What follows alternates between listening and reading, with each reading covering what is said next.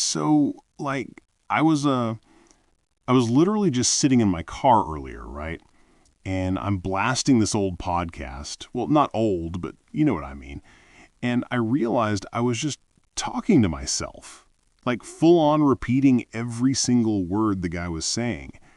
My neighbor watched by and gave me this look, Anna, like I'd totally lost my mind.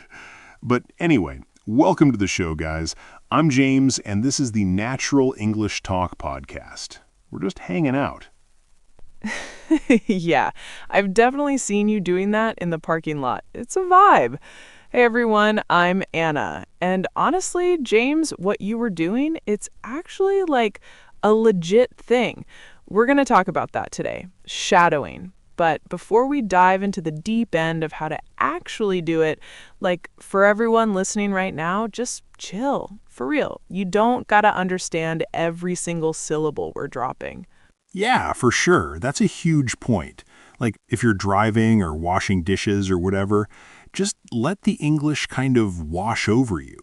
It's like it's a safety contract, right? You don't have to stress. If you miss a word, who cares? Just keep listening. It's more about the rhythm, like music. I used to try to translate everything in my head, and it's like I'd have been better off just, I don't know, listening to the beat of the sentences. Exactly. It's about the flow. I mean, if you're constantly pausing to look up a word, you're going to miss the soul of the conversation. So yeah, just relax. Anyway, James, you were saying about the car. You were repeating the words as they came out, like right away? Yeah, exactly. It's like I wasn't even thinking. I'd hear a sentence and my brain it'd just spit it back out. It's called shadowing, right? I heard someone say it's the fastest way to get your tongue to actually move the way it's supposed to. Because, let's be real, English is weird. The way we mash words together, it's not what you see in books. Totally. It's like training for a marathon, but for your mouth muscles. If you want to sound natural, you gotta mimic the messiness. But okay, so shadowing. It sounds simple, but I think people get it wrong because they try to wait too long to repeat. You're supposed to be like a shadow, right? Like right behind the person. Right. Like, I'm your shadow. I'm your shadow. Now, but seriously, it's about that split-second delay. I was doing it with this interview. I think it was a comedian, and I noticed I was even copying his pauses, like the way he said or It felt, I don't know, it felt more real than any class I ever took back in the day. It's funny you mentioned the ums and uhs, James, because that's actually the secret sauce. Most people, when they try to learn, they want to be perfect, right? They want the Queen's English or whatever. But shadowing, the way we're talking about it, it's about catching what do you call it? The connected speech, like how want to just disappears and becomes wanna. If you aren't shadowing that, you're going to sound like a computer. Oh, totally. It's like, okay, so I remember when I was trying to learn a bit of Spanish, right? I had this neighbor, Mr. Rodriguez, coolest guy ever, used to fix vintage motorcycles in his garage. And I'd just stand there while he was talking about, I don't know, carburetors or something. And I'd try to just mumble what he was saying under my breath. I didn't know what the words meant half the time. I was like a parrot. But after a week, I noticed I was saying claudo or entonces with the exact same, like the same melody he had. It's the melody, man. That's what shadowing gives you. I can just imagine you standing over a motorcycle engine, just mumbling Spanish words like a crazy person. But yeah, you're hitting on something huge there. It's the melody. Most students, they focus so much on the individual sounds like th or r. But if you get the rhythm wrong, people still won't get you. Shadowing forces you to keep up with the speed. You literally don't have time to think about grammar. You're in the flow. Exactly. You can't think. That's the best part. Because my brain is a mess, Anna. If I start thinking about, I don't even know, past perfect or whatever, I'm done. I'm toast. But when I'm just, like, let's say I'm listening to you right now, If I'm shadowing you, I'm just catching the wave. It's like surfing. You're not thinking about the physics of the water, you're just riding it. Do you think people should start with like easy stuff or just jump into the deep end with a podcast like this? That's a good question. I mean, honestly, I think starting with something you actually like is the key. Like, if you hate politics, don't shadow a news report. You're going to be bored out of your mind.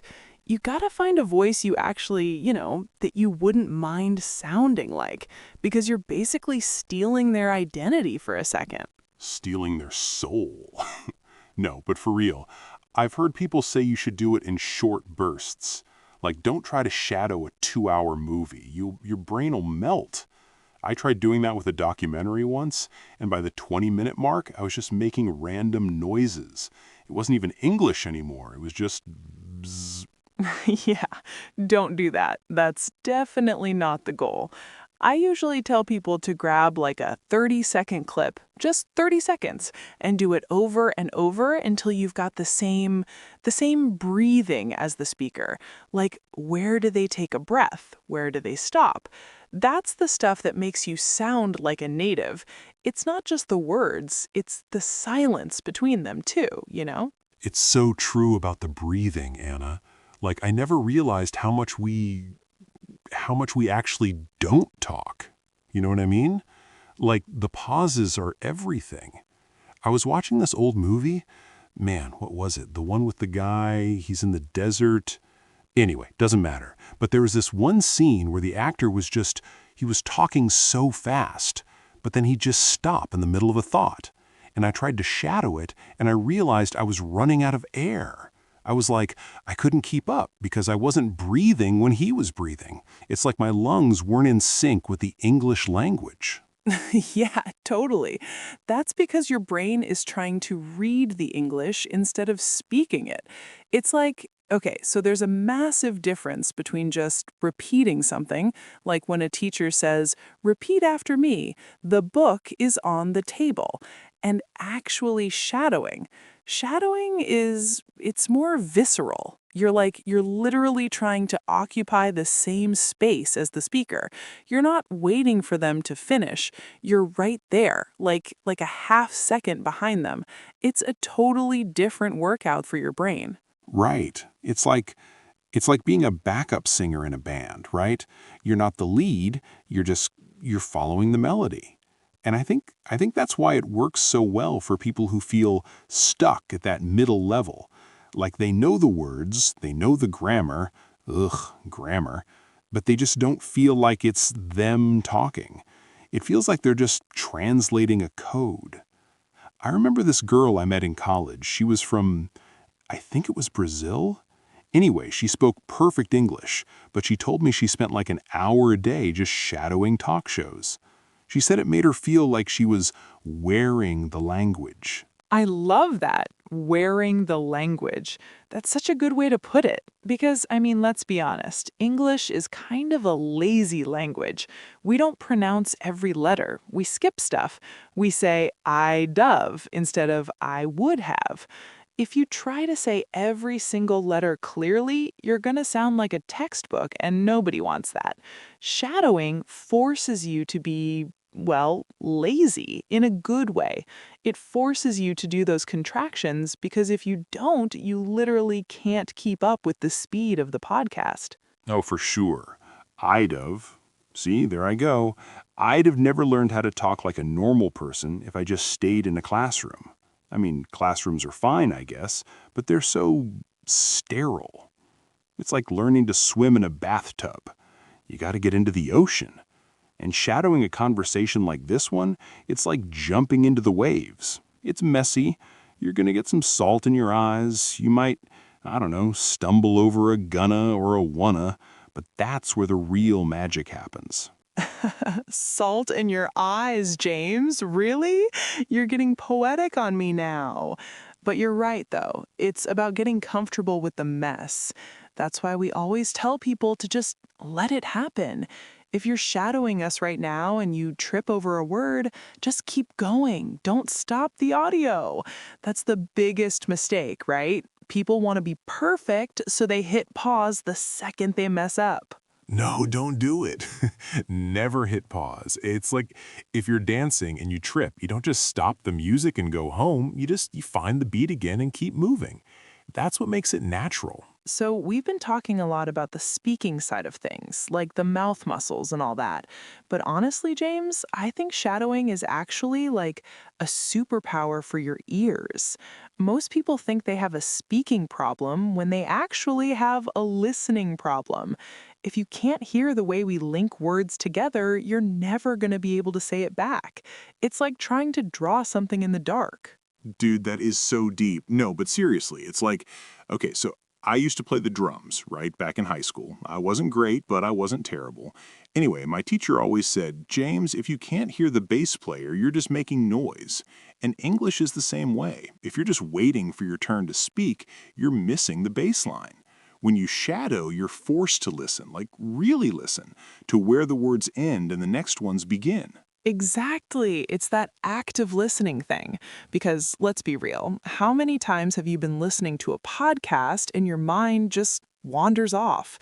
You start thinking about what you're going to have for dinner or that weird email your boss sent. But you can't do that with shadowing. If your mind wanders for even a second, you're lost. You're offbeat. It keeps you, I don't know, locked into the conversation. Oh, I'm the king of wandering minds. I'll be halfway through a sentence and squirrel. But yeah, when I'm trying to follow someone else's voice, it's like my brain has to stay in the room. And it's weird because you start noticing things you never saw in a book. Like, I've noticed that when we say, "What are you doing?" we don't actually say, "What are you?" It's more like, What you doing?" If you're shadowing a movie and you try to say, "What are you?" the actor is already 10 miles ahead of you. Right. What you doing is a classic. And that's the thing. Books tell you what are you doing, but real life says what you doing. Shadowing is like the bridge between those two worlds. It's like it's like a reality check for your English. And I think it helps with that, that fear of fast speakers. People always complain that native speakers talk too fast, but we don't really talk fast. We just compress things. We squeeze the air out of the sentences. We're just efficient, or lazy, like you said. But yeah, once you start shadowing those compressed parts, they don't sound fast anymore. They just sound normal. It's like when you're on the highway, right? When you first get on, 70 miles per hour feels like you're flying, but after 10 minutes, it feels like you're standing still. Your brain it adjusts, it levels up. That's a perfect way to put it. You're basically recalibrating your brain to a new speed. And it doesn't matter if you're B1 or B2 or whatever level you think you are. If you can stay in the car with us, you're doing it. You're making progress. Even if you feel like you're, I don't know, faking it at first. Fake it till you make it, right? 100%. I fake it every day, Anna. But seriously, even for me as a native, sometimes I hear a word and I'm like, wait, is that how we say that? Shadowing makes you realize how flexible the language is. It's not a statue. It's like Play-Doh. You can stretch it and squish it. So, okay, let's say someone's listening to this and they're like, all right, Anna James, you've convinced me. I want to start shadowing. Where do they even begin? Because, I mean, if you just jump into a fast-paced debate about philosophy, you're gonna have a bad time. I always tell people to start with low-stakes stuff, like stuff where the stakes are low and the vocabulary isn't, super intense. Right, right. Don't go trying to shadow Shakespeare or a medical journal or something. Actually, you know what I used to do? This is going to sound so dorkish, but whatever. I used to shadow the weather reports. Seriously, they use the same phrases over and over. A chance of rain, highs in the mid-70s, cloudy with a chance of... It's predictable. And when it's predictable, your brain can focus more on the how instead of the what. That is actually surprisingly smart, James. Weather reports. I like it. But yeah, the point is to pick something you can handle. And, this is a big one, you don't have to do it for an hour. People think they need to study for 3 hours. No, do it for 5 minutes. Seriously. 5 minutes of intense shadowing is way better than an hour of just passively listening while you're scrolling through TikTok. No, for sure. TikTok is the death of focus, man. But yeah, 5 minutes. Set a timer. I read somewhere that it's like muscle memory, like when you're learning to play a video game, right? At first, you're looking at the controller, trying to find the X button, but after a while, your fingers they just know. Your mouth is the same. After a few weeks of shadowing, you don't have to find the words. They're just there, waiting for you. Totally. And another thing, don't be afraid to record yourself. I know. Everyone hates the sound of their own voice. I hate my voice. When I hear myself on this podcast later, I'm gonna cringe. But if you record yourself shadowing and then listen back to it, you'll notice things you didn't notice while you were talking. You'll hear that maybe you're not linking those words as much as you thought you were. Ugh, recording myself. That's some next level bravery right there. I remember I recorded myself once trying to do a British accent. Don't ask why, I was bored. And I listened back and I sounded like I don't even know, like a broken radio. It was bad. But it made me realize I was overpronouncing everything. I was trying too hard. And that's the trap, right? Trying too hard makes you sound less natural. Exactly. The goal of shadowing isn't to be perfect, it's to be fluid. There's a difference. Perfection is for robots. Fluidity is for humans. And I think that's why this technique is so powerful. It breaks that habit of trying to be perfect. You're moving too fast to be perfect, so you just gotta be real. Yeah, and real is always better. Like, I'd rather talk to someone who makes a few mistakes but has a nice, easy flow than someone who's grammatically perfect but sounds like they're reading from a grocery list. It's all about the vibe, man. It's always about the vibe. Man, we've been talking for how long? I totally lost track of time. But I feel like we really got into the weeds with this shadowing thing. It's funny because before we started the show today, I was thinking, like, is this too simple? But the more we talk about it, the more I realize it's actually like the most human way to learn. It's how kids do it, right? They don't have textbooks. They copy their parents until it sticks. Exactly. It's the most natural thing in the world. We overcomplicate it as adults because we're scared of looking silly. But honestly, guys, if you're listening to this right now, you've already done the hard part. You've sat through our rambling and James's weird stories about weather reports and motorcycles. So, your ears are already warmed up. The next step is just opening your mouth. Yeah, for real. Don't overthink it. Like, even if you just take the last 30 seconds of this podcast and try to say it along with us, that's it. You're doing it. You're a shadower. Is that a word? A shadower? Anyway, doesn't matter. The point is, don't wait for the perfect moment to start. Your English doesn't have to be ready. You just gotta start messy. Start messy. I like that. That should be the title of the episode. But seriously, everyone, thanks for hanging out with us. It's been real. And remember, this whole natural English talk thing, it's a journey. Some days you're going to feel like a native speaker, and other days you're going to trip over the word the. And both of those days are totally okay. 100%. I still trip over my own feet, and I've been speaking English for my whole life. So yeah, take it easy on yourself, keep those ears open, keep mimicking the lazy parts of how we talk, and we'll see you in the next one. We've got some cool stuff lined up for the next episode. I think we're talking about, what was it, Anna? We'll keep it a surprise for now, James. Let's let them process all this shadowing stuff first. But yeah, it's gonna be good. Thanks for listening, guys. You're doing great. Catch you later. Peace.